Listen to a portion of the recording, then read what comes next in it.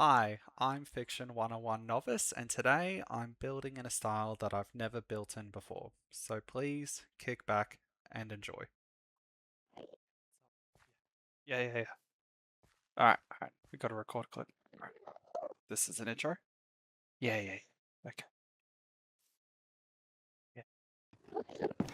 Hello!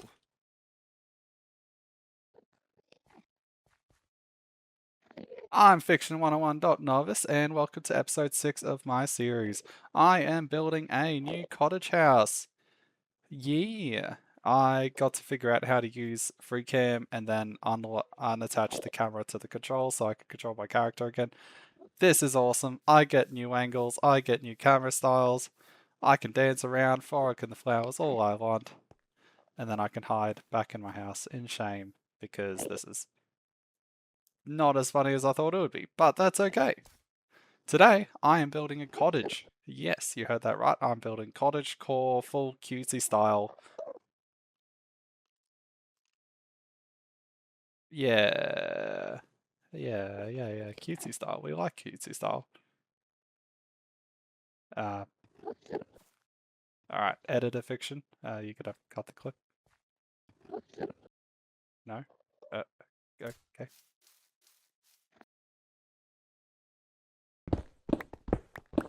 Resource gathering. And we are collecting terracotta. Because terracotta is bliming awesome. I'm a terrible singer. Alright, so now the collecting resources, apparently I gotta show that because, you know, it's entertaining somehow. Don't understand it. That's okay. Does not blend as badly as I thought it was. But alright, so now the bit of a rundown with this cottage. It's kind of intended to be the brown build of the area. If you recall how I was talking about having multiple different colored builds. The roof, the base of the cottage, if I don't stutter through my words, of course, that is going to be a kind of wood brown, probably going to be using jungle wood, or jungle wood along with spruce. And the intention behind it is that it's going to be roots leading into the ground, and so the cottage itself is actually going to be built on top of a um, what do you call it? On top of the stump of a tree that was cut down for whatever reason. And then the cottage itself is going to have a coloured wall. I haven't decided what one yet, which is why I'm gathering a lot of terracotta. Because once I gather the terracotta, I'll be able to dye them different colours and get that matte feeling that a lot of the fairy cottages that I googled had. Now, this isn't really my normal style. There's a bunch more creators that can do this way better than I can. But I am having fun with it, or at least I think I will have fun with it. I'm having fun with the rest of the base. So, I guess the uniqueness of it is going to be quite out of my area of expertise. But on that token, the area of expertise will increase because I'll have exposure to a different build style, much like the pink house. But yeah, the idea is that it's going to be very natural and have leaves and roots and a tree and a chimney that's made of cobblestone, and it's going to be nice and cutesy, and I'm going to absolutely adore it. But resource gathering button aside, I am going to go listen to music while I spend the rest of my time resource gathering. Editor fiction here. So yeah, I haven't figured out how to do a time lapse yet, which is so amazing. Yeah. Nah, so I guess it'll be a good story time, right? So with this build, I originally did set out to do a cottage. I did a bunch of research about how cottages are made, what builds people do with cottages, the fairy type of builds that people have. I thought that would fit within the whimsical theme. You know, I've got the pink house, the pink shed, the wizard tower with allays in it, some like gross furnace area, and the little paddock with sniffers included. However, it just didn't come out like this, in all honesty. Uh, it came out more like a lodge that had the same, I guess, family of build idea like what the pink house has. It's got the high peak roofs, it's got the like lights in the windows, the interior. This clip isn't at that point yet, but the interior's got a bunch of really gross looking cocoa beans throughout because as the brown build, it's also getting at my brown dye.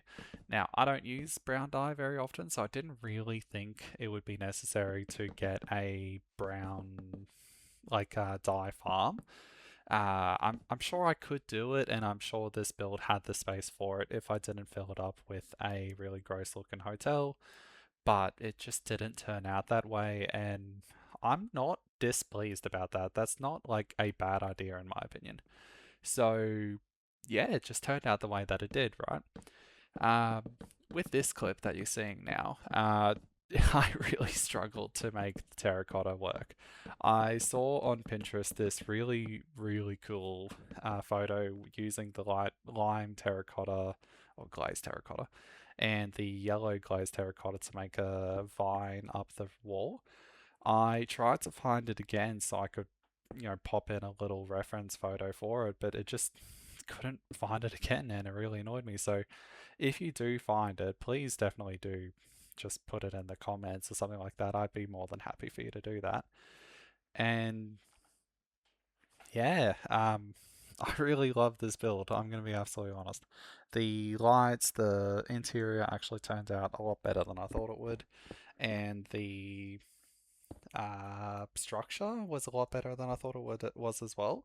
Later on, you see like a bunch of leaves get added onto the roof, and it's like overpouring the sides and the corners and everything. And it just looks really, really cozy and good, and it works for the sightline as well. So yeah, no, I was really happy with it. Um, I got to talk for a bit longer since I haven't figured out how to do a time lapse, and I don't really want to risk getting copyrighted on music, right? So, uh, I guess this is something I can note on, right? Something that I am absolutely enjoying about this whole YouTube journey and everything that's gone on with it is how much I'm already improving on my editing and video stuff. At least I feel like I'm improving, right? I'm really happy with it, and it is my channel, so I'm allowed to be happy with it. But the intro scene bit with this one, where I was like, doing this really nice intro with the camera angle and all that stuff, that was really cool. I really enjoyed that. And then the intro where I figured out how to separate my character from the free cam, or cheaty cheaty free cam, I guess. That was really cool and really fun. At the end of the clip, I didn't include it with the video, but at the end of the clip, I cracked up laughing because it was just so silly, and I absolutely loved it. Right? Definitely a more energetic approach than I was expecting myself.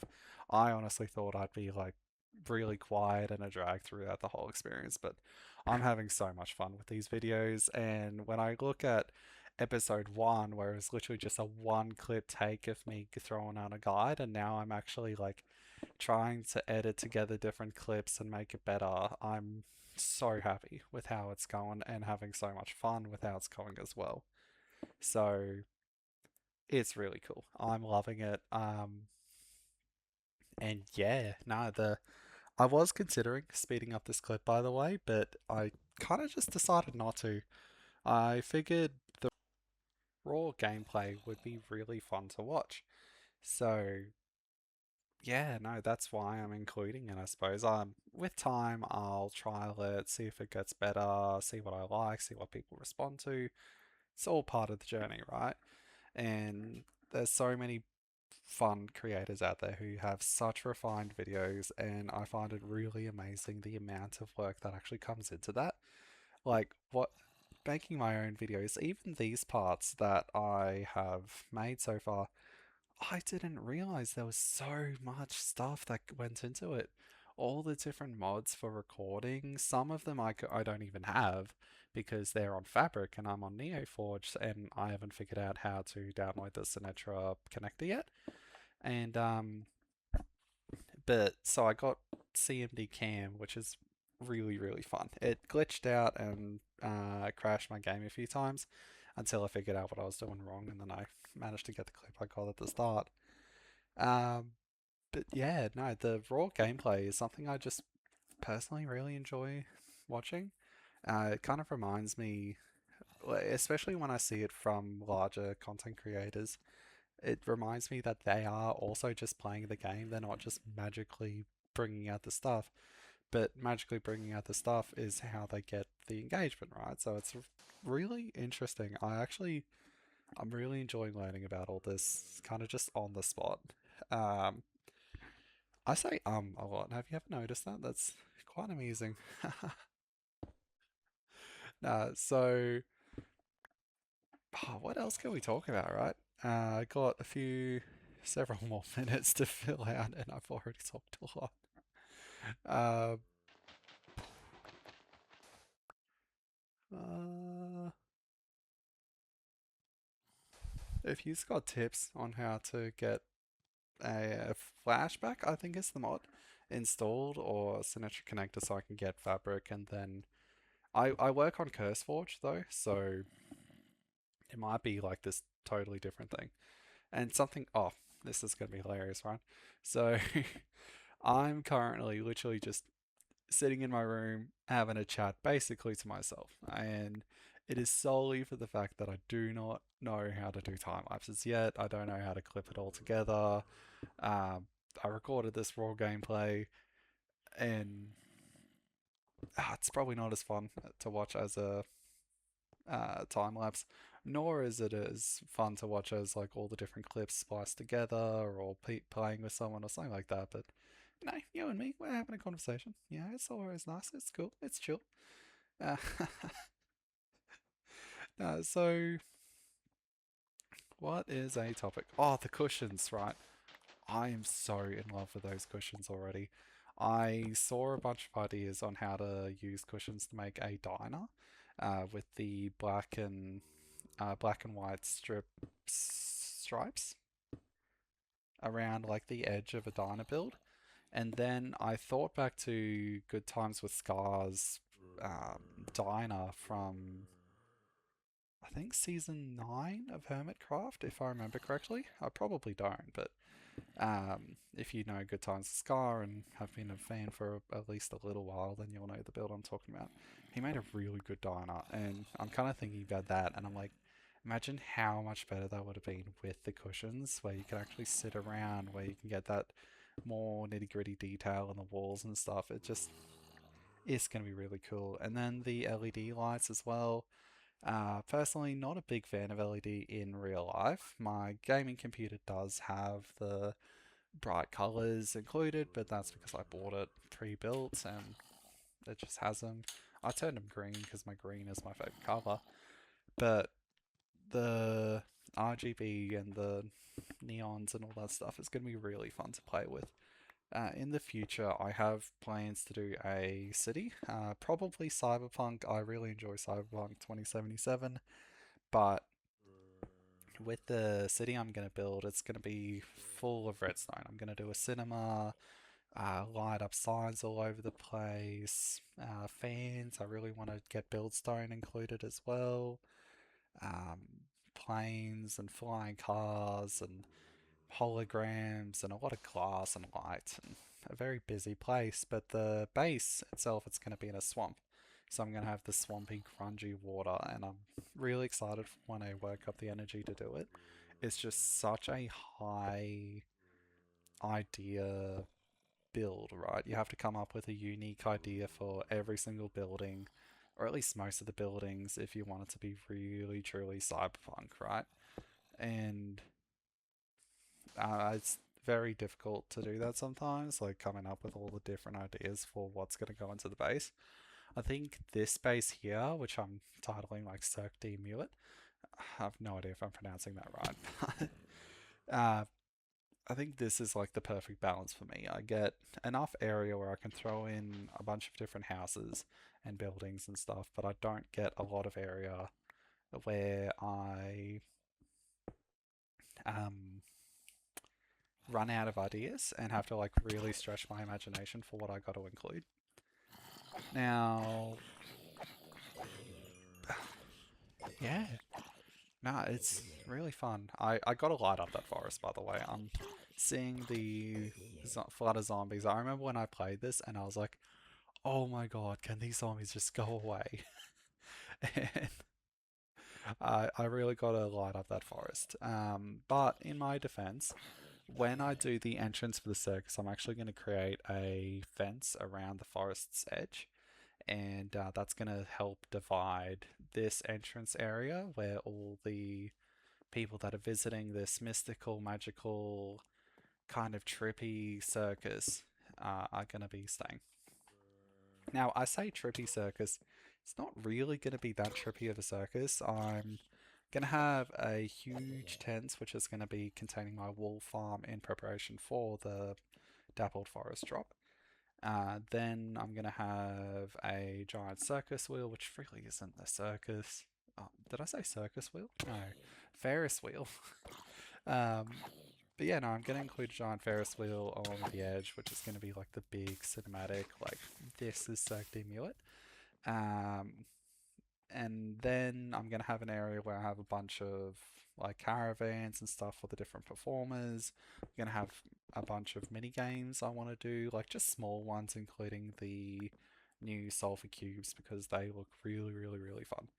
And it's going to be a really fun build because I'm going to have it hidden in the trees, which is going to let me get away with a really spread apart circus and base. But on the same token, it's going to be a like really cool aerial shot.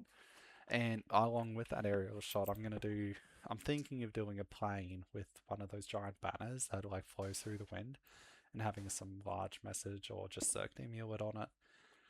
Um, and yeah, nah, it's gonna be really fun. I'm so excited for it. I'm kind of treating this area as a separate entity from Cirque de Muet, even though both of them come under the same name. So, not entirely certain that that's going to be the way it goes. However, it's really exciting and it's cool showing it off. But I see that clip has ended now, so I am gonna go to the next clip. Nice having a chat. Alright.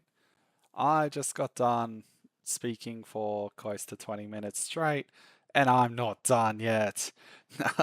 So this is the completed product. Now, really do say a lot. That's going to be like the catchphrase, like in How I Met Your Mother, and Robin says, but and there's a drinking game with the college students. It's going to be that, right? So here we got the cottage hotel kind of lodge. I think it's more of a lodge than a cottage, which is a little bit disappointing. But on the same token, it's very much in the same build family as that house over there, right? We got instead of the curve up, like the inward curve, we got the outward curve with this part. There is so. All right. Tell me in the comments, should I stop them from griefing me? Because part of me is like, nah, shouldn't do that. That's part of the game design is that Endermen pick up the blocks, and I just really got to stop using blocks that they pick up. However, on the other hand, when I was working on the sand part for Mount Garnet Fort, it was just so annoying having them pick up sand all the time. I digress. We got the lodge. Now, it isn't fully connected. That is waiting for the sweep of life video that I'm going to do in like 3 more videos, roughly. But for this one, it is very much going to be a hotel. It is turning into. Is there two Endermen? One. Oh.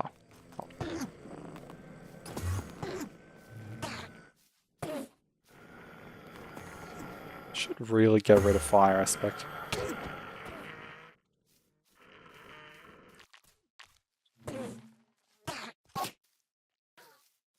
Did you know that? You can like just. I went totally silent there. I forgot I was recording a clip. That's hilarious. No, so, hey, did you know that when you look at an Enderman, they actually just freeze in place? I think that should be common knowledge by now, but it is a really cool fact because I showed my mate and they're like, I don't believe you. And I was like, I'll whip up Minecraft and just show you then. Oh, they died. But no, and then over here, ow, a really cool tip, not tip, hotbar idea is that I saw online somewhere and I just picked it up because I love it, is just having your chest plate on the hotbar. Doesn't really, like that one spot doesn't really make that much of a difference in my opinion, but the ability to switch between flight and fight is really good. I digress again. I am really good at digressing, right?